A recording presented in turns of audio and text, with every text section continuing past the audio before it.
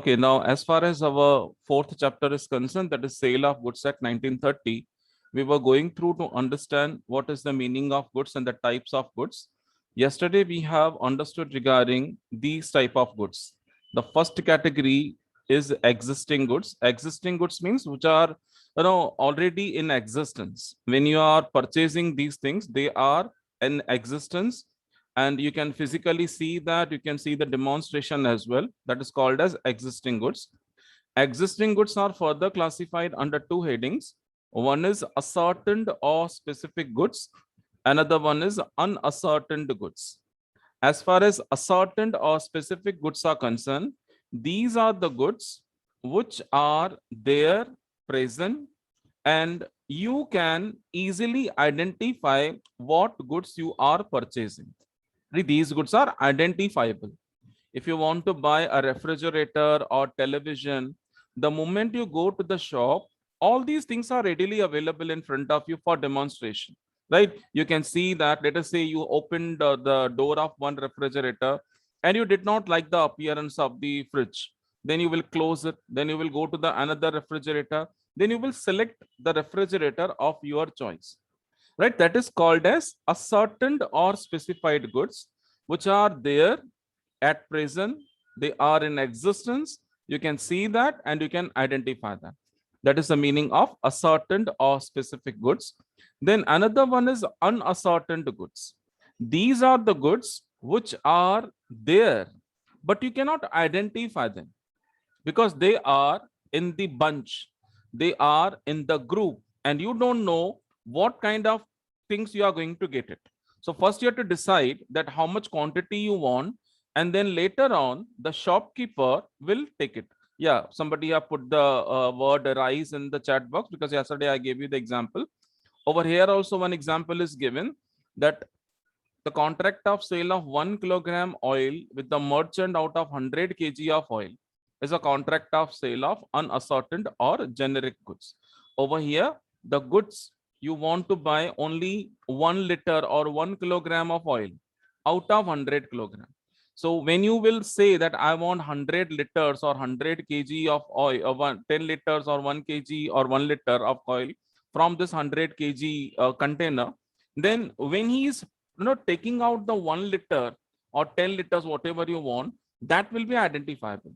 So from unascertained, it has become ascertained later on. That is called as unascertained goods. Now today we are going to understand regarding two more types of goods. Number one is future goods. As far as future is concerned,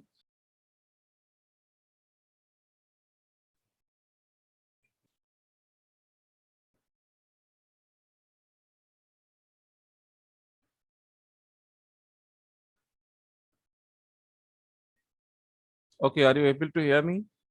I got disconnected again. Okay, I hope now the voice is reaching to you people. Are you able to hear me? Okay, thank you.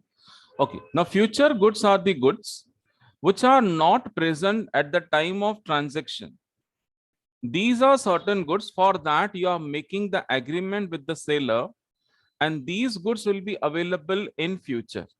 Here they are saying that future goods means those goods which are to be manufactured or produced or acquired by seller after the making the contract of sale. That means over here, the goods are not in existence. These goods are not in existence, and because of that, you have to place the order of manufacturing the goods, producing the goods, or acquiring. Acquiring means the purchase. Many times you are asking the shopkeeper to buy the goods for you. For you. That means, the shopkeeper may say that, sir, I'm not having that goods rightly available with me now, but in 2 days time it will be available with me. So then I will sell it to you. So he is not manufacturing or producing that, but he is purchasing that. That is called as acquired. So here you have to keep one thing in mind, that future goods means the goods which are not physically in existence at the time of purchase or at the time of transactions, but these things will be available in future. That is called as future goods. Then the next type of goods is contingent goods. As far as the meaning of contingent is concerned, contingent means conditional, something which is having some conditions. जब शर्तें रखी जाती हैं तो वो हो जाता है contingent. What meaning they have given over here? They say that contingent goods are a kind of future goods, but the acquisition of which by a seller depends upon a contingency, which may or may not happen. That means these goods, of course, these goods are available in future. They are not available at the time of transaction, but the acquisition, that means the transaction, whether to buy or sell, that depends upon certain conditions, certain contingencies, which may happen or may not happen. जो होगा और नहीं होगा हमें पता नहीं. For example, A agrees to sell the goods to B if a particular ship arrives with a particular goods contracted to be sold. That means over here, what A is saying that I will give you the goods, whatever you are demanding. I'm not denying for that, but I will be in a position to give you that goods if that particular ship will arise with that particular type of goods. That means, there is contingency. Let us say the ship arrived, but that particular goods are not there. Then how this A will sell the goods to B? These are called as contingent goods, which are depending upon some conditions. So these are also future goods, but they are depending upon some contingency, some conditions. Whereas future goods are not available right now, but they may be available in future, and there is no condition. That means these goods 101% will be delivered to the customer. Now, why we are discussing these things? What is the need for understanding the goods and future goods? Because in our future lecture, we are going to understand that how the property is getting transferred from seller to buyer. Because property in goods means the ownership of the goods. And ownership is not only the pride, but ownership means the responsibility. So many a times the seller, they are transferring the ownership only after satisfying certain conditions, and these conditions are depending upon the type of goods. So far we have understood total 3 types of goods. I will take you to that particular slide and to refresh that. Here it is. Here we have understood that there are 3 kinds of goods: existing goods, future goods, contingent goods. Existing goods can be specific or ascertained goods. This is only one thing. This is one thing, specific or ascertained, or it can be ascertained, unascertained goods.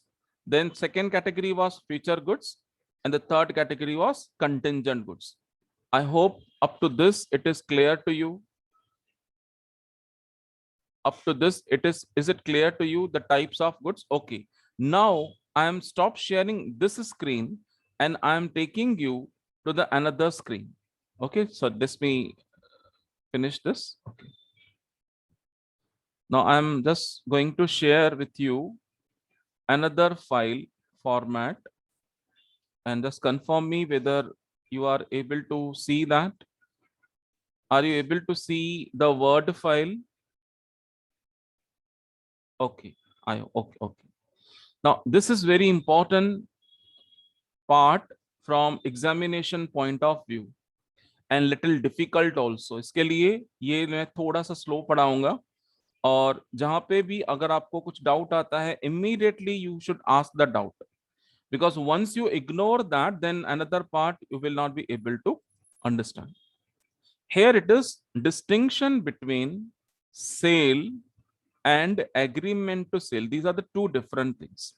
Sale means where the transaction has already taken place.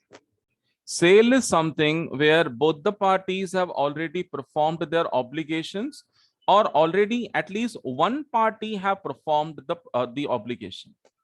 Whereas agreement to sale is only to happen or take place in future. Agreement to sale means something for that you are talking today, you are agreeing it today, but the performances are going to happen in future. That is a basic difference between the term sale and agreement to sale. Right sale एक ऐसी चीज है, एक ऐसी transaction है जहां पे दोनों पार्टीज मतलब बायर और सेलर ने अपने परफॉर्मेंसेस कर दिए, मतलब बायर ने पैसे पे कर दिए और सेलर ने चीजें दे दी, तो ये हो गया खत्म। लेकिन कई बार ऐसा होता है कि एक पार्टी ने अपना परफॉर्मेंस तो पूरा कर दिया, मतलब बायर ने शायद पैसे दे दिए पहले से, पर सेलर ने चीजें अभी तक नहीं दी, या सेलर ने पहले से ही चीजें दे दी और बायर ने अभी तक पैसे नहीं दिए, कोई भी condition, that will be called as sale, क्योंकि कम से कम एक पार्टी ने तो अपना परफॉर्मेंस दे दिया। लेकिन एग्रीमेंट टू सेल एक ऐसी चीज है जिसके ऊपर सिर्फ अभी एग्रीमेंट हुआ है, वो ट्रांजेक्शन नहीं हुआ। और जब क्लैश होता है दोनों पार्टीज के बीच में और जब वो कोर्ट में जाते हैं, तो ये प्रूव करना पड़ता है कि वो सेल था या सिर्फ एग्रीमेंट टू सेल था, क्योंकि इन दोनों के प्रोविजंस डिफरेंट हैं, दोनों के पनिशमेंट्स डिफरेंट हैं। इन दोनों कंडीशंस में बायर और सेलर के ड्यूटीज और राइट्स भी डिफरेंट हो जाते हैं, अलग अलग हो जाते हैं, कैटेगरी डिफरेंट हो जाती है। इसके लिए ये जानना बहुत जरूरी होता है कि सेल क्या होता है, सेल के सिचुएशंस क्या क्या हैं, और एग्रीमेंट टू सेल क्या है और उसके सिचुएशंस क्या है। The first point of distinction is executed or executory. Now you just recollect the types of contracts which we have discussed in our chapter number 1. There we have understood one category of contract that was on the basis of execution. Execution means the following up. जब आप किसी चीज को complete करते हो तब उसे कहा जाता है एग्जीक्यूट करना। तो वहां पे हम लोगों ने सीखा था कि एग्जीक्यूटेड मतलब पास्ट टेंस, जहां पे दोनों पार्टीज ने अपना परफॉर्मेंस पूरा कर दिया, जो प्रॉमिस उन्होंने किया था वो उन्होंने पूरा कर दिया, तो वो बन जाता है एग्जीक्यूटेड। और एग्जीक्यूटरी का मीनिंग रहता है दोनों पार्टीज अपना प्रोमिस फ्यूचर में पूरा करेंगे, दैट इज एग्जीक्यूटरी। तो ये हेडिंग है।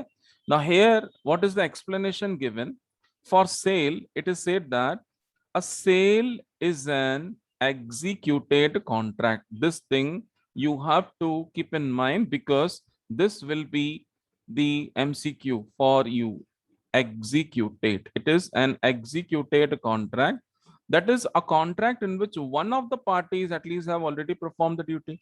Actually जब एक पार्टी करता है ना तो उसको partially executed कहा जाता है, but over here this act says that even if one party have performed the role, then also it will be called as executed contract, क्योंकि कम से कम एक पार्टी ने तो अपना परफॉर्मेंस दे दिया, ये दोनों कंडीशंस में आ जाता है। और अगर किसी ने एक ने ही परफॉर्मेंस कर दिया, अपना प्रॉमिस पूरा कर दिया था, तो दोनों की ही राइट्स और ड्यूटीज एकदम चेंज हो जाएंगी, दोनों बदल जाएंगे। तो ये जो एक वर्ड है ये इस पर्टिकुलर ट्रांजैक्शन को सेल में कन्वर्ट कर देता है। लेकिन अगर दोनों पार्टीज ने सिर्फ प्रॉमिस किया है, उसको वो लोग फ्यूचर में पूरा करेंगे, तो वो बन जाएगा agreement to sale. So here what is given, here it is given that an agreement to sale is an executory contract, that is a contract in which both the parties are yet to perform their mutual promises, whatever promises they have given to one another, that they are going to perform in future, that is called as agreement to sell. So ये हमारी पहली distinction की point हो गई, executed और executory. जो cell है वो एग्जीक्यूटेड है और एग्रीमेंट टू सेल जो है वो एग्जीक्यूटरी है। Then the another distinction point is actual transfer of property in goods. As far as the word property is concern, property means the ownership, right, ownership. आप उसके मालिक कब बन जाते हैं? क्योंकि एक बार जब प्रॉपर्टी के ओनर बन गए तो आपके राइट्स डिफरेंट हो जाते हैं, ड्यूटीज भी डिफरेंट हो जाती हैं। तो दोनों ही कंडीशंस में प्रॉपर्टी कब ट्रांसफर होती है? सेल के लिए कहा गया है, in sale there is an immediate transfer of ownership in the goods irrespective of the question of delivery. This is very, very risky, and many a times we make wrong decisions and wrong theories on this. I'm just giving you one example. You have booked one particular thing with one shopkeeper, right? You need that particular thing very urgently, and you know that there is a heavy demand for that, and there are chances the prices of that particular product will increase like anything. आपको एक ऐसी चीज की जरूरत है जिसकी बहुत ज्यादा हेवी डिमांड है, और आपको लग रहा है कि आने वाले दिनों में उसकी प्राइस और बढ़ जाएगी। तो आपने क्या किया, आपकी पहचान वाला एक सेलर था, वहां आप गए। सेलर ने कहा कि मैडम ये चीज अभी अवेलेबल नहीं है, पर मैंने ऑर्डर दे के रखा हुआ है सप्लायर को, शायद कल या परसों में वो चीजें मुझे आ जाएंगी। अब आपको मन में क्या है कि ये चीजें कल महंगी हो जाएंगी या कल मुझे मिलेगा ही नहीं। तो आप क्या कर रहे हो, पर्स में से पैसे निकाल के पहले से ही उसे दे दिए। समझो वो चीज 10,000 रुपए की थी, आपने 10,000 रुपीज निकाल के उसे दे दिए, या आपने ऑनलाइन ट्रांसफर कर दिया और बुक कर लिया। सेलर को कहा कि ये चीजें सबसे पहले मुझे मिलनी चाहिए, किसी और के पास नहीं जाना चाहिए। सेलर ने आपका 10,000 रुपीज ले लिया। अब जैसे ही आपने, एक पार्टी बायर ने अपना प्रॉमिस पूरा कर दिया, तो ये क्या बन जाएगा, एग्जीक्यूटेड कॉन्ट्रैक्ट। मतलब ये जो है ट्रांजैक्शन सेल हो जाएगी। ये एग्रीमेंट तो सेल नहीं होगा, ये सेल हो जाएगा। सेल जैसे ही हो गया तो यहाँ पे कंडीशन क्या बताई गई है, that immediate transfer of ownership हो जाता है। दैट मीन्स वो चीजें आपके पास मिली भी नहीं है, irrespective of the question of delivery, आपको मिली नहीं है वो चीजें, पर आप उन चीजों के मालिक बन गए, ओनर बन गए, क्योंकि प्रॉपर्टी आपके नाम पे आ गई। यहां तक आपको सब समझ आ गया होगा। समझो, उसने फोन करके बोल दिया अपने सप्लायर को कि चीजें जो है थोड़ा जल्दी भेज दो, क्योंकि कस्टमर ने तो मुझे एडवांस भी दे दिया 10,000, तो कल तक ये चीजें मेरे पास आने चाहिए। वो सप्लायर ने भी बोला कि ओके, आपको ये कल चीजें कल मॉर्निंग तक कैसे भी मिल जाएंगी, आज रात को मैं ट्रक को रवाना कर देता हूँ। ट्रक निकला, रात का समय है, बारिश हो रही है, और ट्रक का एक्सीडेंट हो गया। ड्राइवर ड्राइवर को कुछ नहीं हुआ, पर जो मटेरियल था वो पूरा खराब हो गया। मटेरियल जो था पूरा सड़ गया, खराब हो गया। ठीक है, अब ये नुकसान हो गया। अब ये नुकसान भरेगा कौन? Who will bear this loss? Whether you as a customer, or the person who has taken that money from you. ये पैसे कौन भरना चाहिए आपके हिसाब से? यू मतलब मैं आपको बोल रहा हूं, मैं खरीदार नहीं हूं। I gave you the example that you have paid money of rupees 10,000। Okay, दृश्य आपदा is saying seller have to pay. Okay, so good answer. Mitali is also saying seller. Okay, that means आप क्या कहोगे कि क्योंकि मुझे चीजें तो मिली नहीं, तो 10,000 रुपए का खर्चा मैं क्यों उठाऊं? आप वो पैसे वापस मांगोगे। कोई भी मांगेगा ना वापस, ऐसा ही रहेगा ना। अगर वो चीजें ट्रांजिट में ही खराब हो गई, तो वो जो चीजें हैं उसके पैसे आप वापस मांगोगे। आप तो सीधा जाके बोलोगे अरे मेरे 10,000 वापस करो। ओके, अभी तुम बोल रहे हो ना ट्रक का एक्सीडेंट हो गया, अभी गलती तो किसकी नहीं, एक्सीडेंट तो हो गया, कोई जानबूझ के तो करेगा नहीं, तो गलती तो किसी की नहीं, अपने आप ही हो गया। अब ये लाइन को आप फिर से ध्यान से पढ़ो। यहाँ पे क्लियरली लिखा हुआ है, in a sale there is an immediate transfer of ownership. और मैंने आपको बताया कि ओनरशिप मतलब आपका प्राइड नहीं, आपकी जिम्मेदारी। आपने जैसे ही 10,000 रुपए पे कर दिए सेलर को, तो वो सेल बन गया। ये सेल हो गई, एग्रीमेंट तो सेल नहीं हुआ है, सेल हो गया। क्योंकि किसी एक पार्टी ने, कायदे में क्या लिखा हुआ है कि अगर किसी एक पार्टी ने भी अपना प्रॉमिस पूरा कर दिया तो वो एग्जीक्यूटेड माना जाएगा और वो सेल बन जाएगा। और सेल अगर सिचुएशन है तो इमीडिएटली आपके ऊपर ट्रांसफर हो गई ओनरशिप। तो भले ही वो नुकसान एक्सीडेंट में हुआ, किसी की गलती नहीं थी, आपको वो नुकसान पे करना है। आप सेलर को झगड़ा नहीं कर सकते। यही तो मैं बोला, यहाँ पे बहुत सारे लोग मिसअंडरस्टैंडिंग कर जाते हैं। और किसी भी नॉर्मल पर्सन को बोलेंगे, जैसे अभी आपने जैसे जवाब जाके सेलर को देना चाहिए, नॉर्मल पर्सन वैसा ही सोचेगा। पर ये हमारा जो एक्ट है, सेल ऑफ गुड्स एक्ट 1930 है, वो बहुत ही क्लियरली बताता है कि अगर ट्रांजैक्शन सेल से जुड़ा हुआ है, सेल से जुड़ा हुआ है, तो ओनरशिप ट्रांसफर हो चुका है। और ओनरशिप जब ट्रांसफर हो गया तो बायर को ही पैसा देना पड़ेगा। ठीक है, ये बात याद रखो। अब यहां पे मजा आएगा। एग्रीमेंट टू सेल में क्या होता है? एग्रीमेंट टू सेल में लिखा हुआ है, in the case of agreement to sell there is no immediate transfer of ownership. वहां पे इमीडिएट ओनरशिप नहीं हुआ है transfer. It takes place at the future date और सब्जेक्ट टू सम कंडीशंस। कुछ शर्तों के ऊपर डिपेंड करता है, तब जाके जो है वो ओनरशिप ट्रांसफर होती है। Mitali is asking express or implied. No, that will not come over here because already the sale has taken place. That means the agreement already have been followed.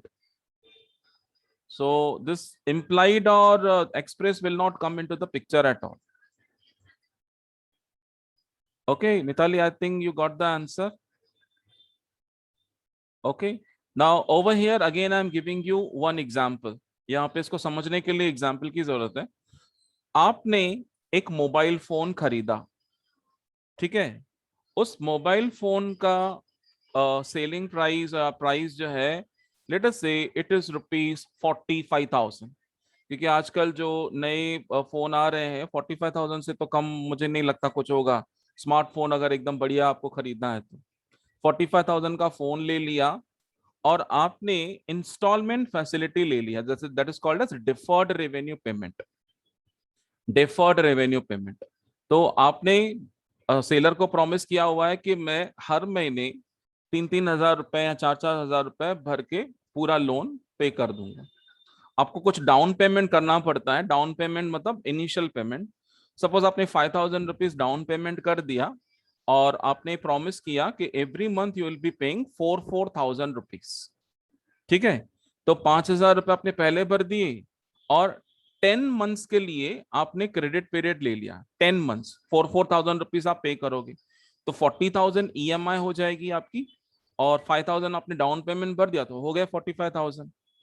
आज आपने फोन ले लिया, अभी month चल रहा है अगस्त, तो अगस्त का एक मंथ आपका काउंट नहीं होगा क्योंकि आपने डाउन पेमेंट कर दिया। वहां से फिर 10 मंथ स्टार्ट हो जाएंगे। तो सितंबर, अक्टूबर, नवंबर, दिसंबर, जनवरी, फरवरी, मार्च, अप्रैल, मई, जून। दैट मीन्स जून 2022 तक आपको हर महीने 4-4 हजार रुपए पे करने। ओके, सपोज एक महीना हो गया, सितंबर में आपने 4,000 भर दिए, दिसंबर तक आपने पे कर दिया, और दिसंबर के बाद वो फोन चोरी हो गया।